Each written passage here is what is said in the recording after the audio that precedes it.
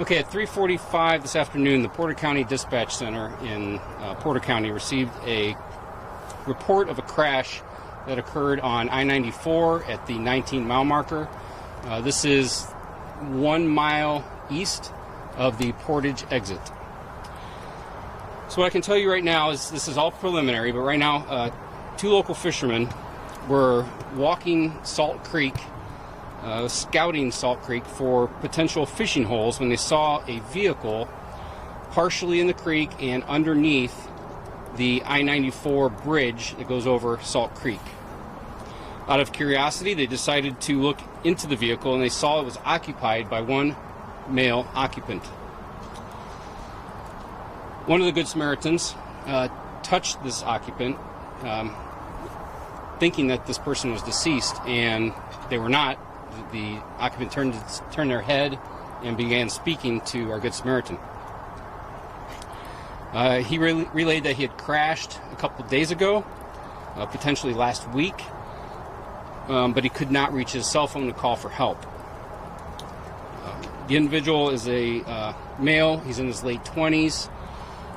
He was entrapped inside the vehicle. The Portage Fire Department, Burns Harbor Fire Department, they spent quite a bit of time extricating him from the vehicle. He has suffered some severe, potentially life-threatening injuries. He was flown to South Bend Memorial Hospital by Lutheran Air, and that's where he's receiving treatment at this moment. I don't have his identity. That's part of the investigation. Obviously, our first and main concern is getting him help, getting him to a hospital for treatment due to the nature of his injuries. And quite frankly, it's a miracle that he's alive. In this weather, we've been lucky enough here this Christmas season that our temperatures have been, as you all know, above normal. So that was working in this individual's favor. I know last year we had freezing cold, and we could have had very different circumstances. So with that, I'll introduce one of our Good Samaritans, Mario Garcia. And he'll be open to questions, or if you'd like to tell what happened. Can you kind of walk us through? The two of you were together. Yes, we were. Tell us everything that happened. What did you see? Yeah, you both can stand next to the Yeah, you can come microphone on. as well. Well, we decided today to go out and do a little scouting. The weather was good, and nobody normally fishes about this time, but we decided to go anyways. And we were getting to the fishing hole, and the truck was a little distance, but it was more like a mangled. You couldn't tell it was a truck or not, but it caught our curiosity. And I walked over there first, and he followed me, and we went up to it. And I looked inside and moved the white airbag, and there was a body in there. And I went to touch it, and he turned around, and that just it almost killed me there because it was kind of shocking. But he was alive, and he was very happy to see us. Like, he was really like, I'd never seen a relief like that. But he was really hurt and everything. And so right away we went into a mode of hey, get up there, call somebody right away, and let's get somebody there. And we let them know that we'll get somebody there as quick as possible. Can you talk about how he described getting there, or how many days he thought he had been there? What details? Yeah, he mentioned he had been there since last Wednesday. So he's been there for a while. And he says he tried yelling and screaming, but nobody would hear him. It was just quiet, just the sound of the water. And there was nobody around, and I don't see any way somebody could have seen him. It was just a very fortunate that we've seen through the cracks of the woods the shiny of the wreck, and curiosity that took us over there, because then it could have been a different outcome if we either didn't go out or didn't see him. But I'm just glad we did. Mario, what did you do? You reached inside, moved that airbag, and that person moved. It was scary, but he had a jacket almost like mine, and all I seen was this part, the shoulder, and I went to touch the shoulder, and the moment I touched the shoulder, he swung around. He woke up. I mean, he was actually out for a little bit, and he woke up, and his eyes were just wide open, and he had some scratches on him, and that surprised me right away. But that scared me pretty much, because I thought we got somebody that lost his life here. Describe this individual. What did he say Yeah. to you?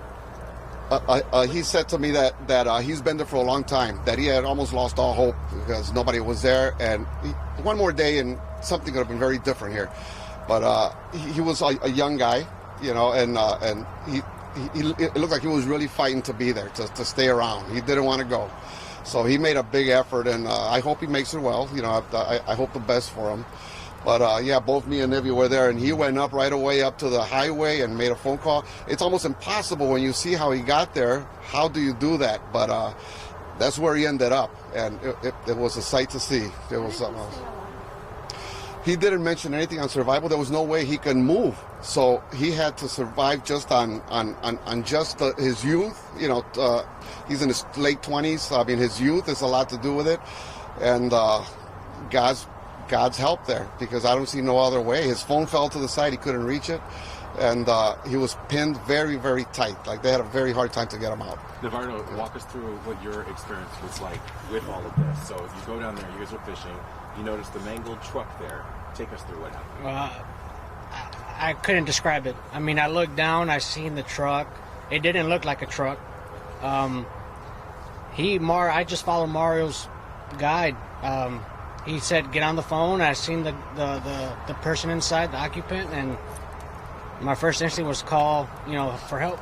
When you found out that he was alive, and you heard your father reacting to seeing that this man was alive, what was your reaction? Well, I was more concerned for him because, like I said, he kind of, the shock of seeing that kind of got him as well. But, I mean, it's just, we're glad we got him the help he needed. You guys called 911? Did you flag people down? What happened? We didn't flag nobody down. We just called, 911 and just sat by his side till we got the help. How thankful are both of you that you were able to be there and potentially save this man's? It was, I mean, like I said, it wasn't planned. We were just out there scouting, and we came up again, to this situation, and that was pretty much it. How often do you go fishing? Yeah, How often do you fish often? Well, me and him are very close, so we're always together, just finding new spots to go fishing and pass time. We know them all pretty much, so we go far and near. And near, but it's something you got to live with, because now you got to figure the fact that now if you didn't go, he wasn't going to make it. You got to live with that. So I'm just glad we went, so we don't have to worry about that. It's something you don't know about. It just happens. Do you know that area well? We've known about it. It was just, for me, it was the first time going there. So, it was just, we were put there for a reason. When you got up to the truck, what was his body position like? It sounds, like he was really pinned behind the wheel. To put it this way, he was just like a driving position. He was sitting up.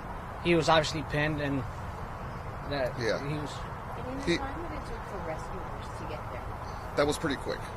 They were very quick and very professional. you guys must have stayed by his side this whole time. Oh yes. Yeah. Yes. So what did you say to him? What did he say to you? He just he asked us for our names, and he once they got him out, or before they got him out, he was grateful. He thanked us for helping him out. Yeah, he thanked us over and over. He was very happy. I mean, I don't know what to call it. I'll be honest with you. Is it a miracle? I don't know, but I'm just glad that we were able to find him in time, because he was at the last bit of it. Yeah, one more day and he probably wasn't going to make it. And you could tell that. Oh yeah, and then with he probably had to go through rain and drizzle and everything. Whatever partial of the bridge helped him out a little bit, but with the weather, like the gentleman mentioned, the weather helped him out quite a bit. Yeah. Can you explain, because I think people are going to be wondering, since this has been since Wednesday, were there any reports of a missing person and where you think he's from? That's a great question. Right now, I'm not aware of any missing persons reports. We've done some checks obviously on his license plate and things of that nature, and it did not come back as such. I think this really, and also where he's from the South Bend area. But again, I don't want to go into too much detail because his family has not been notified to my knowledge. That could have changed since this all began. But it really reinforces the fact of when you're traveling, that people know where you're going, let people know, and let them know your route of travel, and be prepared with emergency essentials in your vehicle. This, like he said, he doesn't know how to describe this. This is a miracle that this gentleman is alive today, and that these two gentlemen just happened to be on that creek today, because, like they said, it's cold tonight, and I don't believe that he would have made it through the night tonight. That's my personal opinion, but it's just incredible that these two gentlemen were where they were today. Walk us through the rescue efforts and let us know, because the crash happened at the 911 call happened at a certain time. Talk us through the process of getting this man out, shutting down traffic, all that stuff. So that was very challenging for the fire department. The entire interstate was shut down westbound because of all the fire trucks and emergency equipment, and they had a very difficult time getting down into the creek area with their equipment to basically to cut him out and remove him from the vehicle. It was very challenging for them. They were there for quite a long time. In fact, I was in South Bend when this all started, and I drove from South Bend and made it to the scene, and they had just got him out of the vehicle. So this is a very trying extrication, and the Portage Fire Department, Burns Harbor Fire Department, and if I'm leaving somebody out, I apologize, but they did a phenomenal job, and I'm very proud of them, and I'm sure their agencies and their community should be proud of them as well. Is there any indications of how this crash would have happened, probably at night? Yeah, I wish I had an answer to that. We'd like to know that. Again, we didn't do a whole lot of interviewing. Our troopers on scene did not do a whole lot of interviewing of him because of the nature of his injuries. Obviously, our first priority is getting him help, get him to a hospital where he can be treated. We've got plenty of time to interview him and try finding out what happened. But right now, we don't know. Hopefully we will, but that'll be part of our investigation. How deep would you say that is? It's a couple feet deep right there. That's a couple feet deep, but it's rushing. So it's rushing water there. It's just, he was pretty close to landing in that. That could have been a different scenario, but the way the car probably bounced or because to get under there, it had to make a couple flips. And it did make it in there. Did he tell you guys, or did you know? We heard he may have had a broken leg. Like, was he saying what hurt on him or injury? We didn't know exactly what was wrong with him, but he just mentioned he couldn't feel his extremities for a while, and his hand was broken. That I could see right away. At least that's what he said it was, and it appeared to be the hand. He was a little shaky, but not way out of control. He was keeping a composure. Yeah, I think he was more happy to see us. Yeah, he was really focused on that. And like the gentleman mentioned, there's the terrain there. It's all boulders. It's a riprap, a lot of riprap, and to walk on that, it hurt me to see all the professionals doing their thing there because you couldn't even move. I was afraid one of them could get hurt there, but they made it. They did a good Really job. dangerous rescue. It was a rough rescue. It was rough conditions. Yeah. Mario, describe how did you even get up to him to talk to him if the car was so mangled? Was it through the window? Just kind of describe that. Yeah, the way it landed, the final landing of the vehicle was up. And I mean, you could barely tell what even was until he told me it was a truck. Then I was able to tell there was a little bed in the back, but it was sitting up. There was nothing under. He was flat down to the ground. It was mangled completely, and he was in a sitting position, kind of crossed over because of the pressure of all the metals that were up against him. It took him a long time to get all that freed up with the jaws of life and that. So it was rough. Do you have any other details on his injuries or whatever you were about to say? So what I was going to say earlier is, when he mentions the creek and how deep it is, the creek is probably 30 foot wide and several feet deep. When the vehicle left the interstate, it was traveling westbound. I don't think I failed to mention this. So the vehicle was traveling westbound. It left the interstate. There is guardrail there protecting the bridge for a good distance to the east. His vehicle missed that guardrail, so he's driving on the grass shoulder for a good length of time before he goes airborne down into the creek, where he rolls probably several times, goes across the creek, and then the way, like as he said, the way it rolled underneath the bridge. So if you were looking, if we would have had a report, if someone would have seen this crash, which we don't have any reports of a crash happening, if somebody would have seen it, and an officer or a first responder or a fireman or a Good Samaritan would have stopped and looked over that bridge, you'd have never saw it. I looked over that bridge and you can't see it. I walked down on the east side of the terrain where he was saying, and I'm looking, and I still couldn't see it. I had to go down to see that thing, where it was at. And like he told me earlier, I believe there were some other fishermen in the area who were fishing. These gentlemen were not fishing; they were looking for a spot, and they didn't see it, and they were very close to it as well. Yeah. So for them to have seen it, I can't explain it. I know they can't. Anything else you guys want to add? No, as far as his condition, I know he's it's severe, potentially life-threatening injuries. That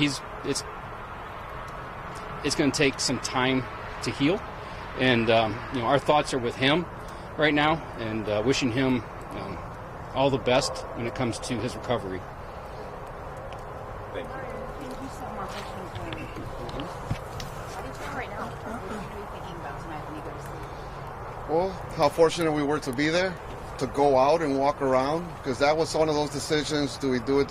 I called him. Hey, I said, this is a lazy day. What do you want to do? And our wives were gone out of the house. Mine was working and his was gone. So we decided to go look at the sites, and let's go look at the fishing sites. And we just decided to go. That was our last site. We were going to. We parked behind one of the factories. You can kind of walk in there because it takes a little walking to get to it. And it's not in the fishing hole because the bridge is down the ways, but you could see the shining of the wreck. And nobody sees. I mean, the first thing Nivy said is, "Look, there's a wrecked car over there," and that kind of caught our curiosity. And I just couldn't go without going and looking at it, just curiosity. But I'm glad I did. And that's the main thing I got to live with. That I'm glad I did. But you also got to live with the fact that if you didn't go that day, things could have been very different. So Yes. I think it's also, like you said, when we saw it, it's important to point out this was at 3:45. The sun sets at 4:30, 4:45. Yeah. So they had a half-hour window. It's very fortunate. It would have been there right now as we speak. Yeah. Thank you guys. No.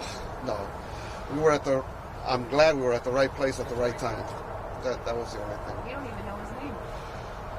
His name, he mentioned something, but I don't remember. Oh, I don't remember. I don't remember at the moment. Yeah. Thank you guys. You